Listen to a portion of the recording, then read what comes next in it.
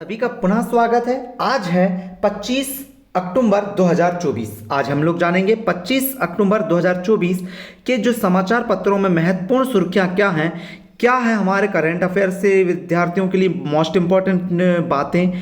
और आज हम ये भी जानेंगे क्या चल रहा है देश में विदेश में। तो चलिए हम लोग स्टार्ट करते हैं। उसके पहले अगर आप अभी भी चैनल में नए हो और अभी तक आपने चैनल को सब्सक्राइब नहीं किया है, सब्सक्राइब कर लीजिए, क्योंकि यहाँ पर हम आपको 10 मिनट में पूरे समाचार पत्रों का सुपड़ा साफ करके देते हैं और बहुत ही महत्वपूर्ण जानकारी आप तक पहुँचती है बहुत ही कम समय में। इसके लिए प्लीज़ चैनल को पहले सब्सक्राइब कीजिए। अब आपके मन में होगा क्या हम इस समाचार पत्र की PDF प्राप्त कर सकते हैं?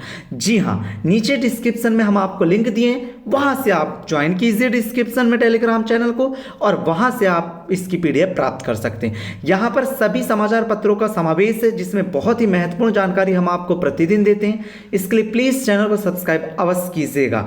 तो चलिए सबसे पहले महत्वपूर्ण बातें निकल के आ रही है हमारे सामने कि जो जल बोर्ड है, मतलब हम लोग आज यमुना की बात कर रहे हैं जहां पर बहुत ही कह सकते हैं पानी गंदा होता जा रहा है और यहां पर सामने को आपको छठ पूजा देखने को मिल रही है और छठ पूजा के दिन जरूर से जरूर आप लोगों को डुबकी लगाना चाहिए। कोई भी आपके सामने जो भी नदी हो उसमें जाके, या यमुना नदी हो तो और अच्छी बात है। तो यहां पर हम जब बात करते हैं यमुना नदी के पानी की, तो यमुना नदी का पानी बहुत ही गंदा हो रहा है। जैसे अभी कुछ दिन पहले जो है भाजपा अध्यक्ष जो थे वीरेंद्र सचदेवा, उन्होंने यहां पर देखी यमुना में डुबकी लगाई। जैसे उन्होंने डुबकी लगाई तो उनके इसमें लाल लाल चटके नजर आने लगे। क्यों ऐसा? क्योंकि यमुना का पानी क्या हो चुका है, गंदा हो चुका है। उसी को साफ करने के लिए बोला गया है। जैसे हम लोग बात करें कालिंदी कुंज में पानी की टेस्टिंग के लिए लैब तैयार हो चुकी है। यहाँ पर जो है वो जो पीएच मान है वो क्या है, लेवल 7.5 पाया गया है, जबकि पीएच पीने वाले पानी का पीएच मान 6.5 से 8 तक होना चाहिए।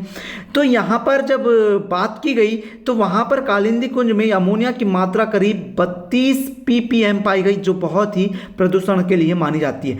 अब यहाँ पर हम जब बात करते हैं तो यमुना नदी जो है वो उसे साफ करने के लिए अभी डिफार्मर चलाए जा रहे हैं। लगभग 12 से 15 टन तक डिफार्मर तैयार किए गए हैं, जिसमें से अभी तक 1 ही टन का डिफार्मर का छिड़काव किया गया है और देखा गया है कि वहां पर जो पानी है वो शुद्धता की कगार पर पहुंच चुका है, मतलब वहां पर शुद्ध हो चुका है। तो इस प्रकार से हम बात कह सकते हैं कि यमुना का पानी को साफ करना बहुत जरूरी है, जिससे कि आगे की तरफ संकट ना हो और पीने योग्य पानी भी मिल जाए।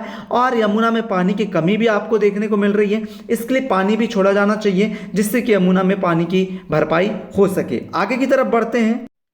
ये सख्त निर्देश दिल्ली सरकार DOE के द्वारा दिए गए हैं। उनका कहना है कि अब अगर आप कोई भी शिक्षक है और कक्षाओं में या प्रयोगशाला या लाइब्रेरी में जब आप जाते हैं तो आप वहां पर मोबाइल का इस्तेमाल नहीं करेंगे। ऐसा इसलिए कहा गया क्योंकि इससे अनुकूल वातावरण प्राप्त हो सकता है। जिससे अनुकूल वातावरण होगा तो पढ़ाई भी अच्छी होगी और सामने की तरफ विद्यार्थियों का मन जो है वो आकर्षित रहेगा पढ़ाई के प्रति। तो इस तरह से बोला गया है कि शिक्षक कक्षाओं और प्रयोगशाला एवं लाइब्रेरी में अब मोबाइल का इस्तेमाल नहीं कर सकेंगे। आगे की मुख्य बातें क्या है देखेंगे। यहां पर मुख्य बात जो है वो गुलमर्ग के पास सेना के काफिले पर हमला हुआ है, जिसमें 2 जवान शहीद हो चुके हैं और 2 पार्टर की मौत हो चुकी है। कहने की बात यह है कि आपने देखा होगा अभी जम्मू कश्मीर में डेली क्या हो रहे हैं, घुसपैठिया जो आतंकवादी वो अंदर आ रहे हैं और 9 दिन में 4 हमले कर चुके हैं। इनमें गुरुवार को 2 हमले हुए हैं। आतंकी ने सुबह दक्षिण कश्मीर में गैर कश्मीरी को निशाना बनाया था, जो शाम को पर्यटन स्थल गुलमर्ग के पास सेना के काफिले को घेर कर फायरिंग की, जिसमें 2 हमारे जवान शहीद हो गए और 2 पोर्टर की मौत हो गई। इस प्रकार से 3 जवान घायल भी हुए थे। इस प्रकार हम कह सकते हैं कि ये एक प्रकार से आतंकियों का बहुत ही हमला है, बहुत ही मतलब बेकार सी हरकत है। इसे रोकना बहुत जरूरी है। इसके लिए सेना हमारी तैयार है, बिल्कुल घुसपैठियों का और आतंकवादियों का पता कर रही है और बढ़िया बुलेट प्रूफ जैकेट के साथ वो आगे बढ़ रही है। आगे की बात करें, ये आपको नजर आ रहा है, यहां पर आपको नजर आ रहा है ये बुलेट प्रूफ जैकेट पहने हुए हमारे कश्मीरी सुरक्षा में जवान खड़े हैं और कश्मीर की सुरक्षा कर रहे हैं। यहाँ पर देख सकते हैं दाना चक्रवात का बहुत ही बुरा कहर सामने देखने को मिल रहा है। इसने पूरे उड़ीसा में तबाही मचा रखी है, जिससे बहुत ज़्यादा बारिश हो रही है। कई फ्लाइट जो हैं वो जो फ्लाइट हैं वो कैंसिल की जा रही हैं। आगे की तरफ बहुत सारी ट्रेनें जो थी उन्हें भी रोका जा रहा है। देखिए आप यहाँ पर एक जहाज आपको नज़र आ रहा है, जिसके कारण वो जहाज को क्या करा जा रहा है, उसे भी तूफान के असर से दिखाया जा रहा है, जिससे कि वहाँ पर आगे नहीं बढ़ पा रहा है। मतलब कि बहुत बड़ा तूफान है ये, लगभग 120 किलोमीटर प्रति घंटे की मतलब रफ्तार से आगे की तरफ बढ़ा है पूरी की तरफ, और बहुत ज़्यादा जनधन की हानि भी कर चुका है। इस प्रकार से आप देख सकते हैं दाना जो है वो बहुत ही कहर बरपा रहा है अपना। अब बात करते हैं पुरस्कार से संबंधित एक, तो डॉक्टर सरोजनी नायडू जो पुरस्कार है, doctor Sarojini Naidu international award जो होता है वो प्रोफेसर ज्योति को सम्मानित किया गया। आप देख सकते हैं इमेज में प्रोफेसर ज्योति को सम्मानित किया गया, और यह इसके लिए किया गया है क्योंकि महिलाओं के उत्थान में बहुत ही अच्छा योगदान दिए हैं इन्होंने, और बहुत ही हमेशा महिलाओं के लिए अग्रस रहती हैं और बहुत ज़्यादा उनकी सहायता करती हैं।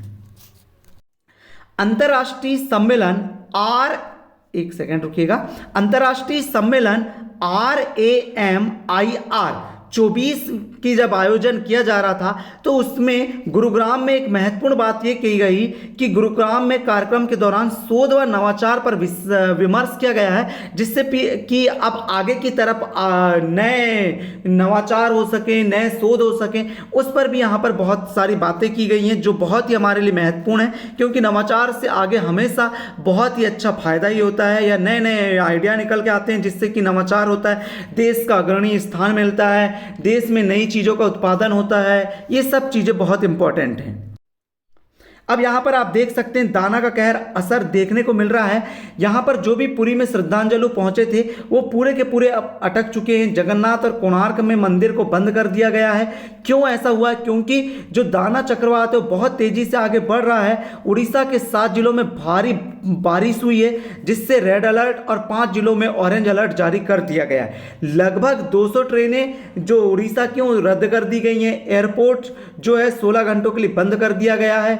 200 ट्रेनें बंगाल की रद्द कर दी गई हैं, और जो कोलकाता की 400 फ्लाइट है और भुवनेश्वर की 40 हैं, इन्हें भी क्या कर दिया गया है? बंद कर दिया गया है। इन्हें आगे नहीं भेजा जाएगा, हवाई यात्रा के लिए ये उड़ान नहीं भर पाएंगे। मध्य प्रदेश भोपाल की जब हम बात करते हैं तो वहाँ पर CLF हेल्पलाइन नंबर 181 पर कॉल करके वहाँ पर शिकायत दर्ज की जा सकती है। लेकिन CM हेल्पलाइन की शिकायत के निपटारे में A ग्रेड के जिलों में भोपाल को जो भोपाल पुलिस है उसको 17वें नंबर मिला है। मतलब कि जो भोपाल पुलिस है वो CM हेल्पलाइन के नंबर पर बहुत ही अग्रणी कार्य कर रही है, बहुत अच्छा कार्य कर रही है, लोगों की शिकायत का बहुत जल्दी निपटारा कर रही है, और लोगों को बहुत ही अच्छी बात है। 181 पे मध्य प्रदेश के कर्मचारी जो भी हैं या जो भी आम जनता है वो कॉल करके अपनी शिकायत दर्ज करा सकते हैं, जिससे कि मध्य प्रदेश में जो भी अगर आपकी शिकायत है वो CM तक डायरेक्ट पहुंचती है और इन्हें उनका निपटारा बहुत ही जल्दी हो सकता है। तो ये आप 181 पे कॉल करके मध्य प्रदेश के अगर आप निवासी हैं तो इतना कर सकते हैं, आप लोगों के लिए बहुत अच्छी बात है। मध्य प्रदेश से एक और जानकारी सामने है कि अतिशेष शिक्षक जो हैं उनका DOE दफ्तर के सामने शिक्षकों ने किया प्रदर्शन। मतलब अतिशेष शिक्षक जो हैं उनका ट्रांसफर इधर के उधर हो रहा है, तो वहां पर बहुत ही विसंगतियां देखने को मिल रही हैं। उस पर अतिशेष शिक्षकों ने DEO के दफ्तर के सामने प्रदर्शन किया है कि आप सही तरीके से हमारा ट्रांसफर कीजिए, या हमें क्या कीजिए, अतिशेष कीजिए और फिर हमें सही स्थान पर ट्रांसफर कीजिए। इस प्रकार से भी इस जानकारी सामने को देखने को मिली है। एक और बहुत ही महत्वपूर्ण हरियाणा सरकार द्वारा एक कह सकते हैं पहल की गई है। मारी लाडो रेडियो स्टेशन शुभ का प्रसारण किया गया है। मारी लाडो रेडियो स्टेशन का शुभारंभ किया गया है, जिसमें क्या होगा, इसमें प्रत्येक मतलब बुधवार और प्रत्येक गुरुवार की बात कर सकते हैं, बृहस्पतिवार की, तो प्रत्येक बुधवार को रोहतक और कुरुक्षेत्र एवं हिसार में, और प्रत्येक बृहस्पतिवार को चंडीगढ़ में आप देख सकते हैं। ये जो पहल है मारी लाडो, इसमें क्या होने वाला है ये जानने योग्य बहुत ही महत्वपूर्ण बात है। इसमें यह है कि हरियाणा की बेटियों और महिलाओं के सशक्तिकरण के लिए समर्पित यह अनूठी पहल राज्य में सकारात्मक बदलाव लाने का संकल्प लेती है। मारी रेडियो स्टेशन जो है बेटी बचाओ बेटी पढ़ाओ और बेटी अपनाओ अभियान 2.0 के तहत लड़कियों और महिलाओं को सुरक्षित, शिक्षित और सशक्त बनाने में एक बहुत ही बड़ा कदम है। इसके द्वारा जो है हरियाणा की कह सकते हैं, अदर भी कह सकते हैं हम लोग, अदर जो राज्य हैं उनके लिए भी बहुत ही अच्छी बात है कि मारो जो लाडो रेडियो स्टेशन से जो ये फ्रिक्वेंसी के साथ जो प्रसारित किया जाएगा, इसमें बेटी को पढ़ाने, बेटी को बचाने, बेटी को आगे की तरफ सशक्त बनाने के लिए, शिक्षित बनाने के लिए बहुत ही महत्वपूर्ण कदम है।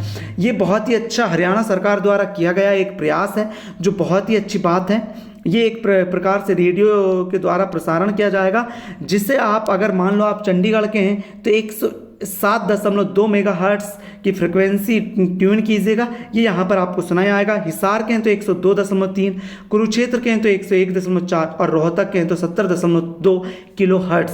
ये फ्रिक्वेंसी आप सेट करके आप ये मारी लाडो रेडियो स्टेशन जो है उससे आप पूरी संपूर्ण जानकारी प्राप्त कर सकते हैं। तो आज के लिए हमारा जो महत्वपूर्ण बातें थी अखबार की, वो हमने जान लिया है। जो भी महत्वपूर्ण बातें रहती हैं हम उसे शॉर्ट्स के द्वारा आपको भेजते रहते हैं। आप हमारे चैनल में नए हो तो प्लीज़ चैनल को सबसे पहले सब्सक्राइब कीजिए, लाइक कीजिए और शेयर भी अवश्य कीजिएगा। इसकी पीडीएफ चाहिए तो टेलीग्राम में मिल जाएगी। प्रत्येक घंटे में कह सकते हैं या आवर में या प्रत्येक मिनट में हम आपको बहुत सारे शॉर्ट्स भी भेजते हैं, जिससे कि तुरंत में क्या चल रहा है वो आपको जानकारी मिल जाती है। इसके लिए प्लीज़ चैनल को सब्सक्राइब अवश्य कर लीजिएगा। मिलते हैं अगले वीडियो में, जब तक के लिए आपका बहुत बहुत धन्यवाद।